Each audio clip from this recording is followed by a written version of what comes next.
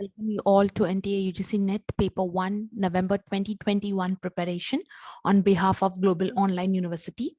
Today here we are with our second day revision lecture, which will be on Unit 4 and which will be for 60 minutes, will be conducted by me, that is Dr. Trupti. So the topic for the day is communication, where we'll be having an entire syllabus revision on communication. And this lecture is a part of rapid revision action plan, wherein hardly 6 days are left for your examination.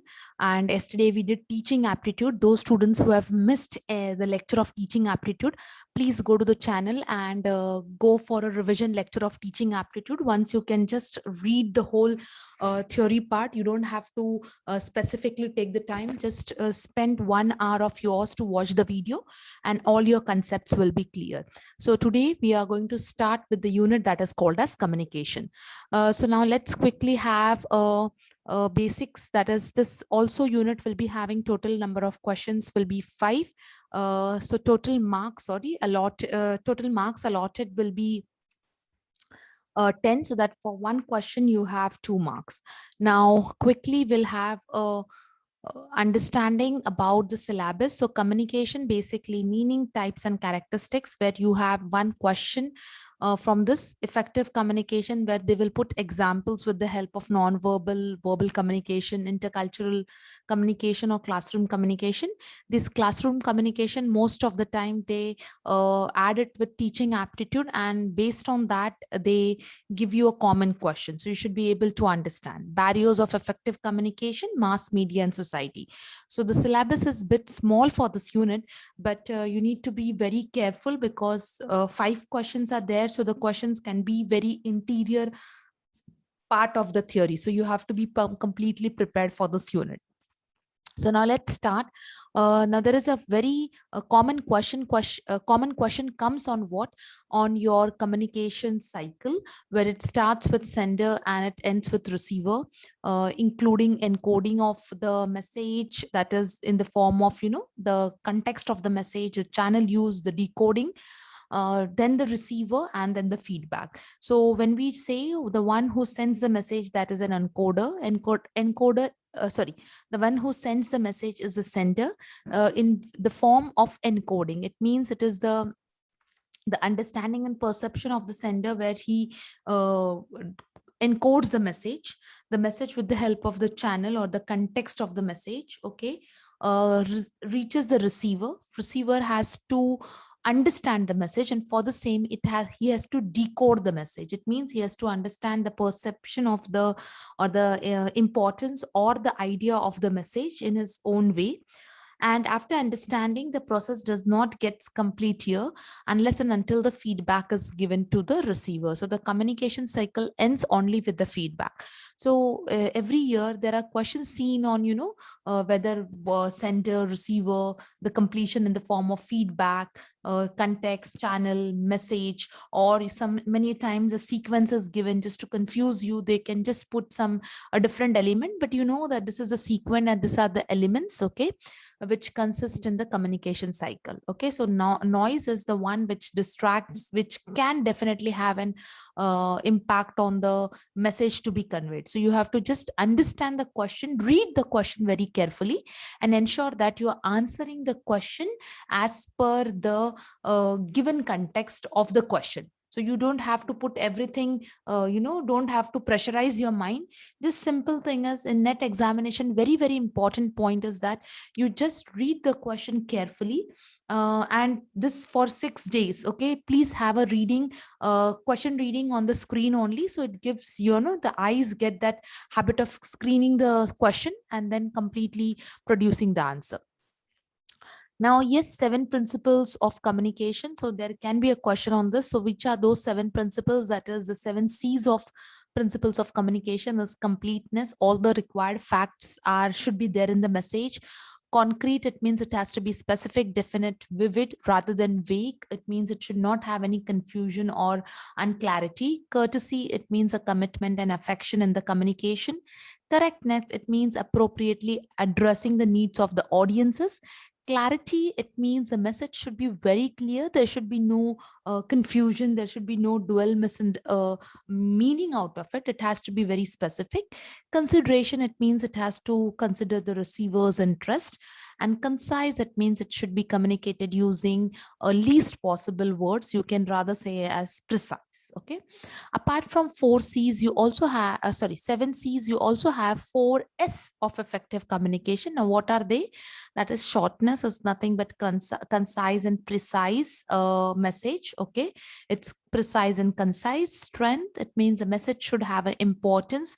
What exactly needs to be conveyed? Sincerity, it means it should be sincere. It should be communicated with the dedicated time or as per the schedule. And simplicity means the use of language which is easy to understand. Now, next topic is the important skills in communication, the basic important skills in communication. So when we talk about the basic important skills in communication, now what are these communications about? So this communication skills are basically listening, speaking, reading, and writing. So when we talk about listening as the skills, okay, it is one of the skill which facilitate other skills. It makes meaning out of the spoken language. It receives sounds of language and interprets the message. We many times we say that in order to become an effective communicator, you have to be an effective listener. So listening is one of the important out of rest of the skill. All the skills are important, but it is one of the basic skills which has to be, which is required in order to facilitate other skills. Speaking, awareness of grammatical language, grammar, language, cultural feature, what, when, how to speak with correct pronunciation. Very, very important. In formal communication, this all plays a very important role. So you should know when it comes to speaking, it doesn't mean that you have to just go on, go on, go on. You should be aware of the grammar. You should be aware of the language. You should be aware that when, what, and how you need to speak with a correct pronunciation. Reading, so it is basically a gateway of knowledge. It helps you to enhance your knowledge. It helps you to look at the printed symbols, translating them into the appropriate sounds components. So yes, unless and until you do not make your reading strong, so reading and listening, I mean, every component is correlated, every skill is correlated. So yes, but definitely every skill has its own speciality. So reading helps you to gain, or it gives you a n number of knowledge. Writing, it helps you to develop your linguistic ability in order to present your language, including the word selection, that is the vocabulary, the grammar, and the content. Now, next topic is types of communication. Now here in this particular topic, the just last 2-3 years, the questions are coming in different varieties. So it is not basically that they're just going to ask you what are the types of communication. I'll just tell you how the types of communications can be in the form of question. So basically, verbal communication, which is face to face, over the telephone, over the Skype, the video conferencing, you can tell. Chatting with friends and families is a part of your verbal communication. When we talk about non-verbal communication, so non-verbal communication is eye contact, body language, gestures, facial expressions, your voice of tone, your posture, your gestures is the one which gets included as in what? As the non-verbal communication. When we talk about written communication, it is in the form of email, or it is in the form of report, bulletins, letters, manual telegrams, written communication. Okay, so all those are a part of what? Written communication. Now, when we talk about listening, yes, active listening is the key. As I said just now, we have studied the one of the skill. So active listening is nothing but a key to the rest of the skills. Okay, so yes, it is one of the important skills, and it facilitates the rest of the skill. Visual communication, the image, infographics, video visual presentation. So this is also the part of what? This is also the part of a part of your visual communication. So verbal communication consists 35%. The weightage, if you talk about verbal communication, has 35% of the weightage, whereas non-verbal communication consists as 65% of the weightage.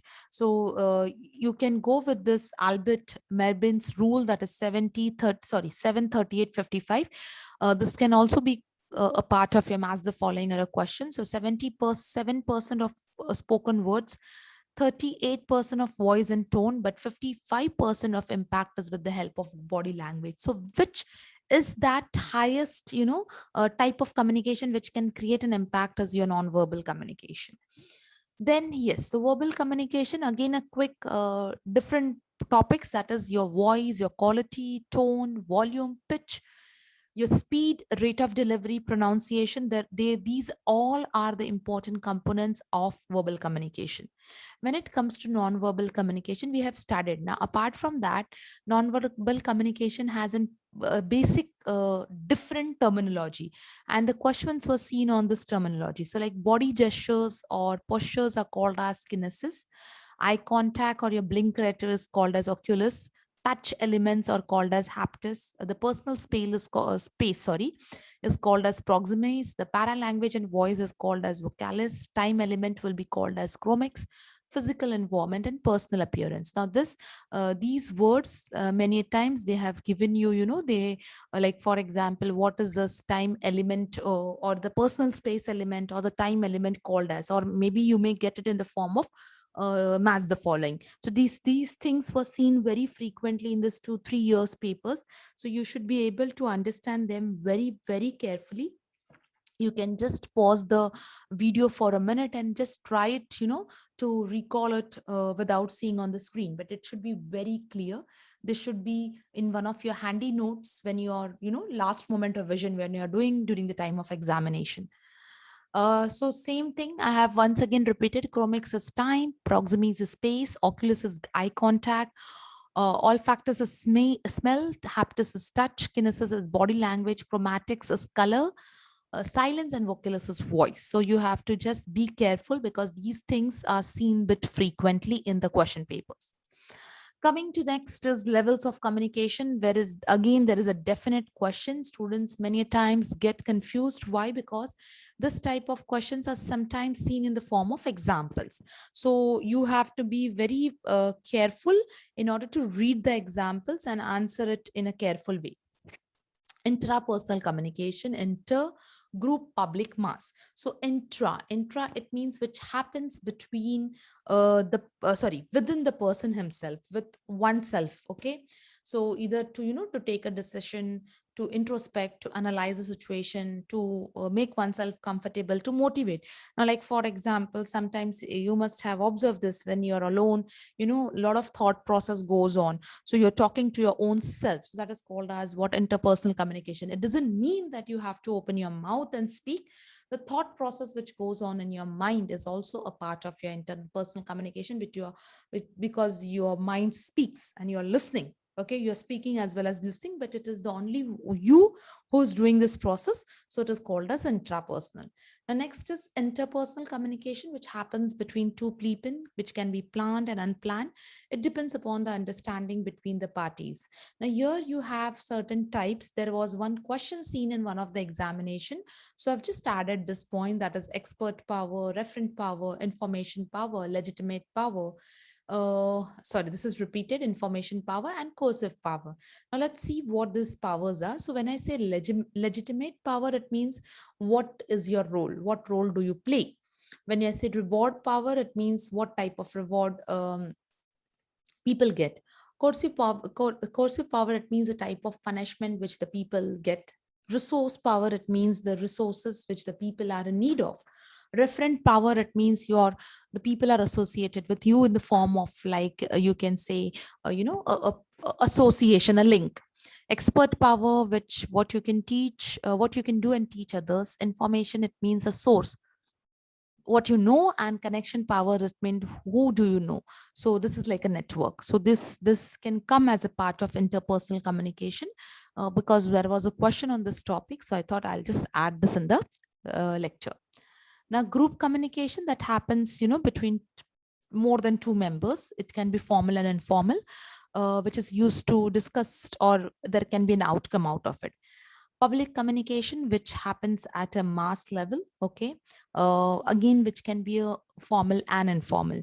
And mass communication, it is the huge form of communication where you address a large number of audience, and there is no personal connect with the help of internet, radio, magazines, newspaper, pamphlets, brochures, or television. Now, there were certain doubts, which the students normally face. So I've just listed some points with respect to some part of communication. So when I say about group communication, it is a mode of communication in an organization which is between employers and employees. It can be further looked, from the point of marketing perspective, in order to target a particular group of customers or the people, or to make the product rich. When I say organizational communication, it means to send the messages, or to receive the messages with an intention of common goal, which happens in an organization, the way I said for marketing. So it is highly contextual. It is culturally dependent. It can be face-to-face, written, mediated channel. So organizational communication, please keep in mind that it's a part of the group communication is a part of organizational communication, which happens with an objective in an organization. Same time, corporate communication is, it's a management function or a department function like a marketing, finance, HR, which again disseminates the information. It helps to develop the strategy development of, the organization within specific purpose. So group communication or corporate communication, they are having specific role with respect to organization objective. So just you have to read it very carefully when the question has been asked. Next. Now, yes, there was the mass the following ones with this levels. So there are basically 4 levels, and what these levels are called as, let's quickly revise. So level A, B, C, D. So A is basically semantic noise, due to which the message can be distorted. It means there can be an unclarity about the message. Level B is the source noise, which can result into, lip sync, stammering. Level C, these are the barriers, you can say, okay? Level C is the channel noise, which can be due to poor quality of cable, network, or broadcast media. And level D is psychological noise, which can be in the form of preconceived notions communicators bring to, I mean to say, to the conservation. So what you already think about, or you must have thought about. So this preconceived notions, can be a part of barrier. So A is semantic noise. Now they may give you them as the following. So on one set you have level A, level B, level C, level D. On another set you may have what they are related to. So you should be very clear. Level A is semantic, level B is source, level C is channel, and level D is psychological noise. Now, coming to one term, that is connotation and denotation. What does it refers to? Now, when I say connotation, it refers to the personal and cultural meaning in addition to the dictionary meaning. So dictionary meaning is nothing but it is called as what? It is called as a denotion. Okay. Denotation. So denotation is nothing but the primary or the dictionary meaning.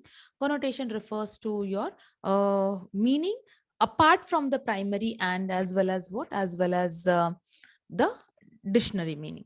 So connotation can be positive or negative, the way you take it.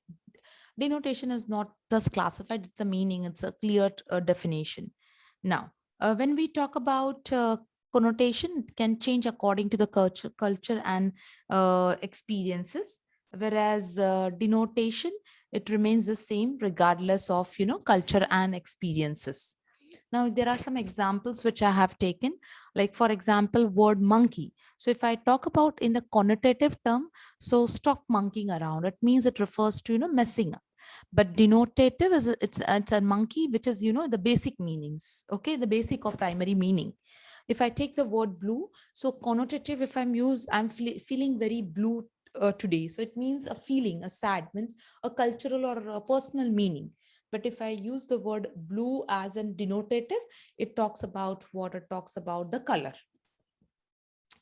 Okay, now there are certain terms which can be, a part of a direct question. So let's see those terms.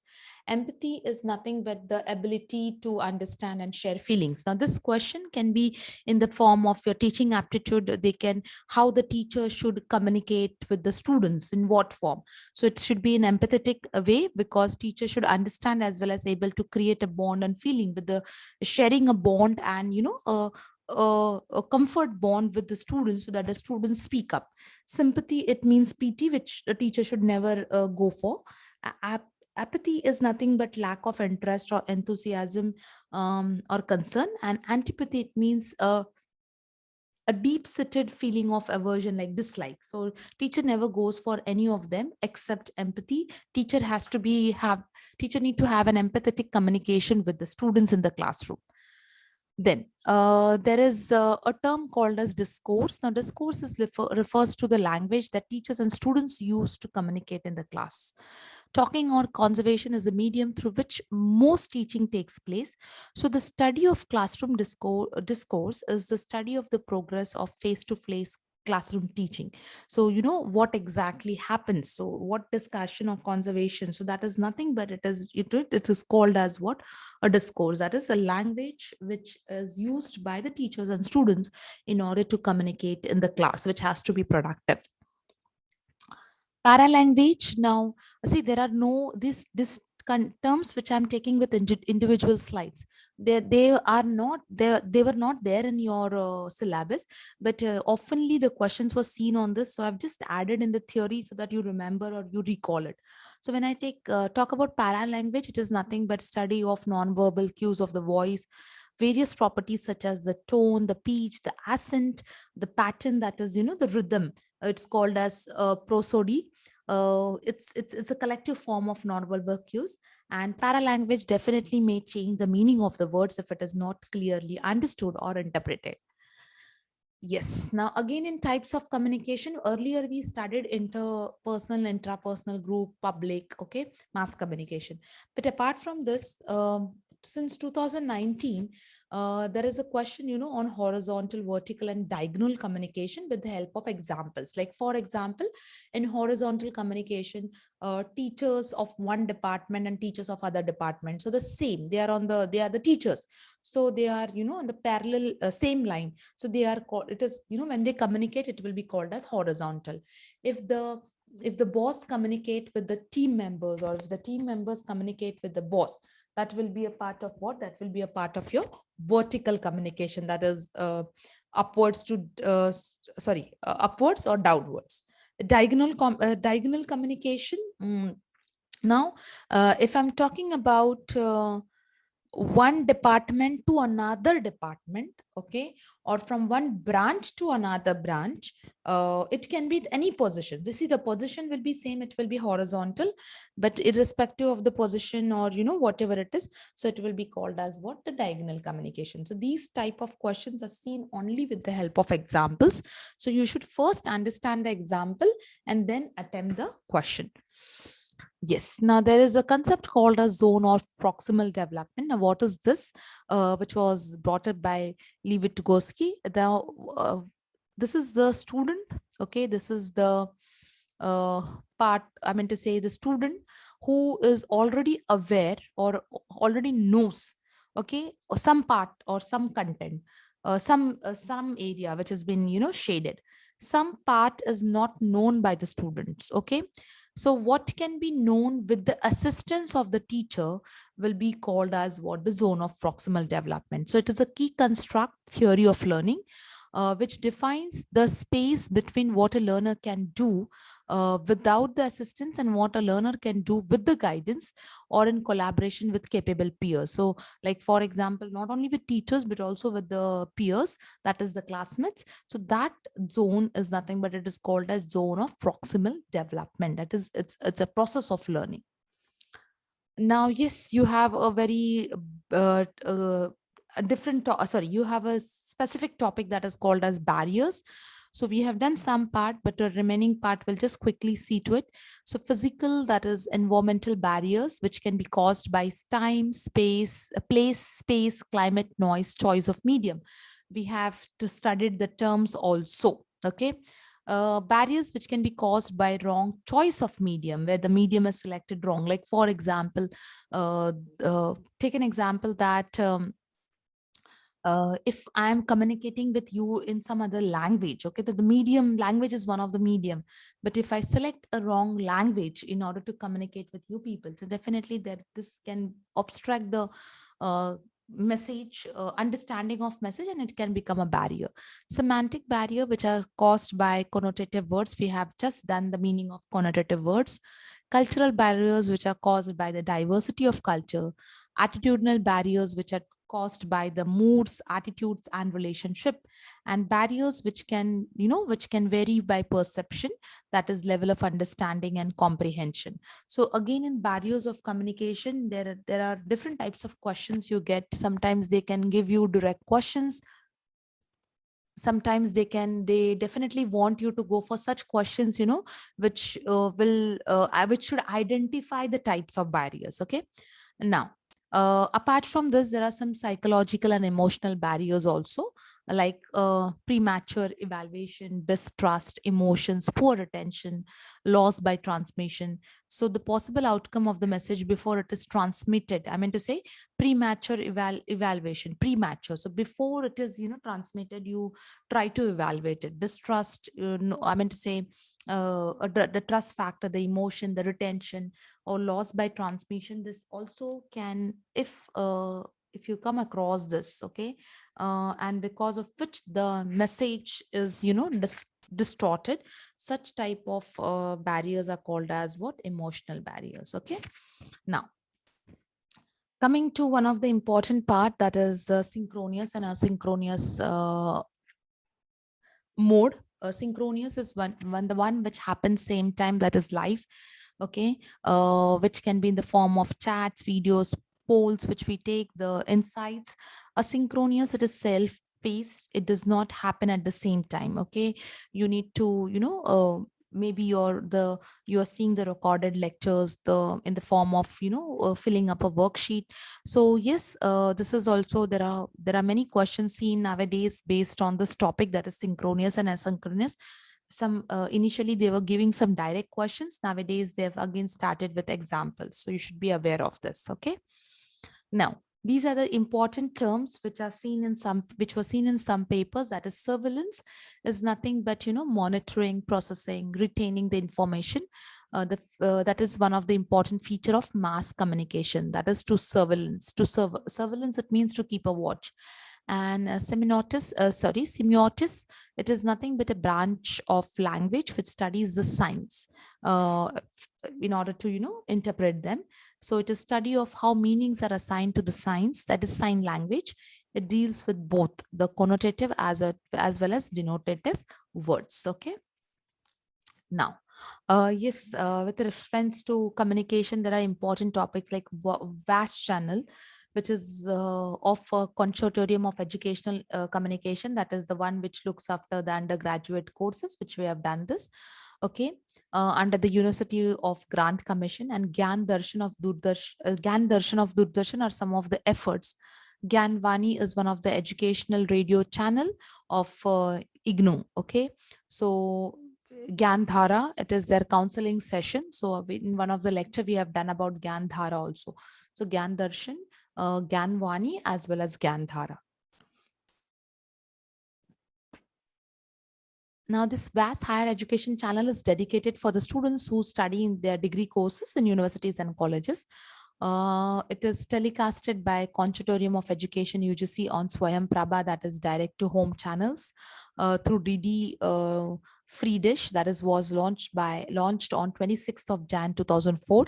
Gyanvani, as I said, it's an FM channel which is stationed in several cities of India, which was launched in the year 2000, along with Gyan Dhara, that is an counseling session, okay, interactive counseling session.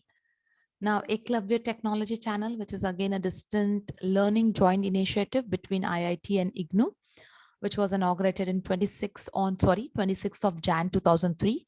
The objective of this initiative is to bring the audiences to the actual IIT classrooms virtually at their doorstep. So this was one of the technological channel, which was a great initiative by IITs and IGNOU. Now, apart from this, there are certain initiatives of some of the major educational television projects. So we will just quickly have a look at this. Okay, as I said that the topic is a bit small, but the content, you are expected to get the content from any point. So you should be very very careful that what you're reading and what you are answering. Okay, now you have done today, I mean to say, this is a morning time, you have watched the video. So it is important that you can see a maha marathon, or the crash course MCQs through of the same topic. So it becomes little bit, the confidence gets boosted up, and you can definitely do well. So let's see what is the first project. That is the secondary school television project, which was started in the year 1961. So the project was basically designed for the secondary school students of Delhi with an aim of, improving the standard of teaching with respect to the shortage of laboratories. So the space equipment and the debt of qualified teachers in Delhi. This project with the space equipment and the death of qualified teacher, this project of Delhi was actually started on experimental basis in the year 1961. Hindi English was, for teaching basically chemistry, physics, chemistry, English, Hindi for the class students of 11th. The lectures were syllabus based and were telecasted in school hours as a part and parcel of the school activity.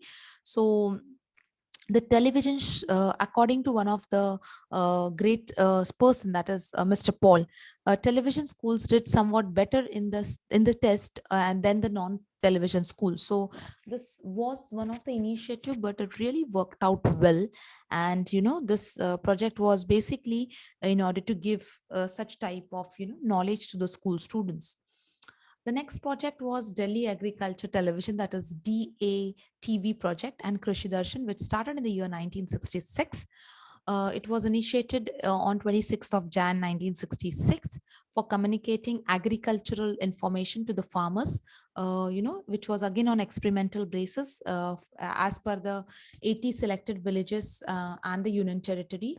And basically it was, the experiment which was very successful, and there was a substantial gain with respect to the agriculture practices. Okay, so this particular project also went well. Then we had satellite instruction television experiment. The site question comes somewhat out for you people, which started in the year 1975.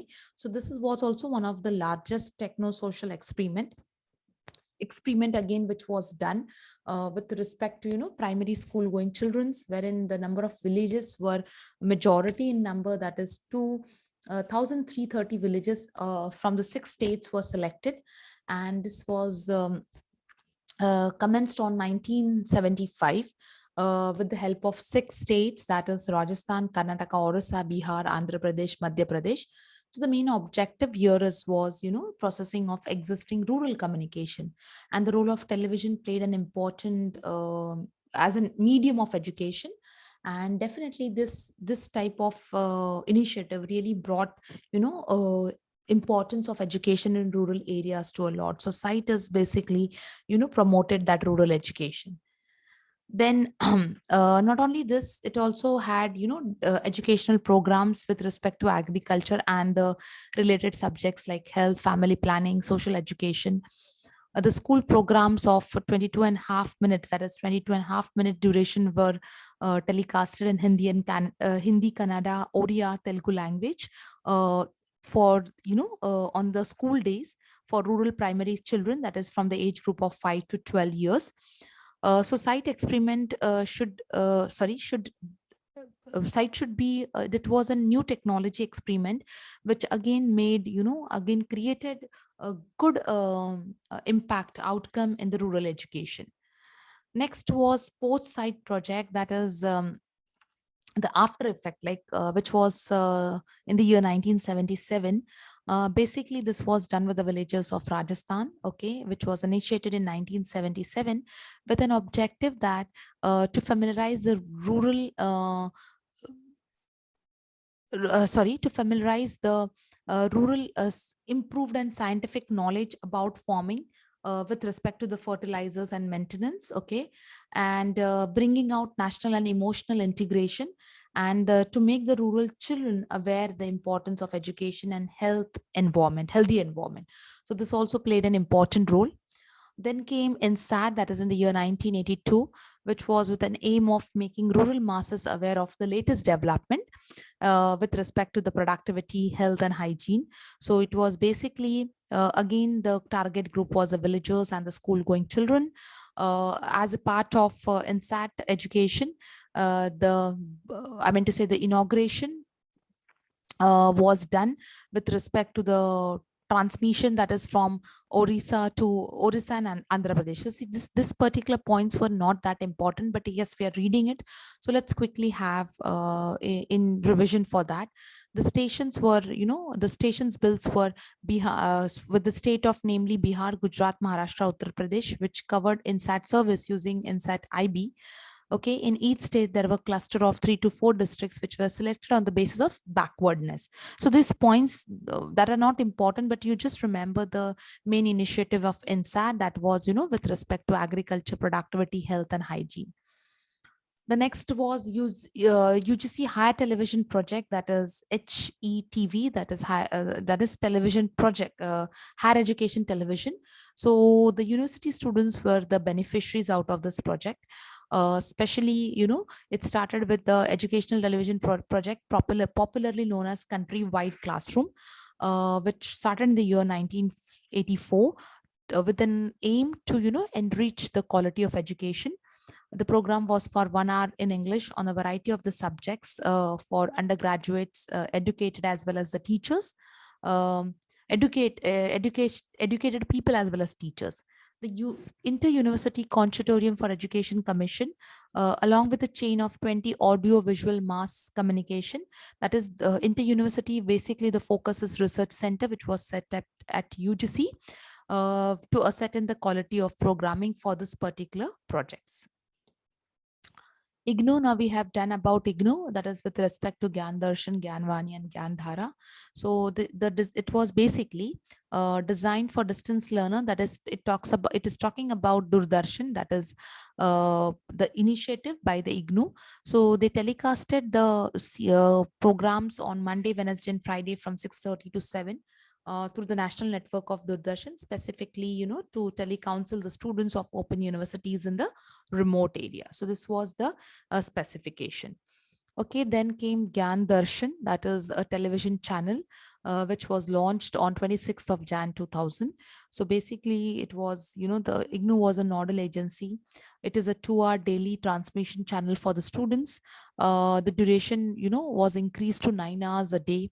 The response was, definitely, as I said, it was launched with an educational television channel. So the response was very good. Okay, and the transmission now from 2 hours, the transmission of 12 hours for the curriculum based and enrichment of programs was lined up. Okay, so this was basically about the television programs which were there in India.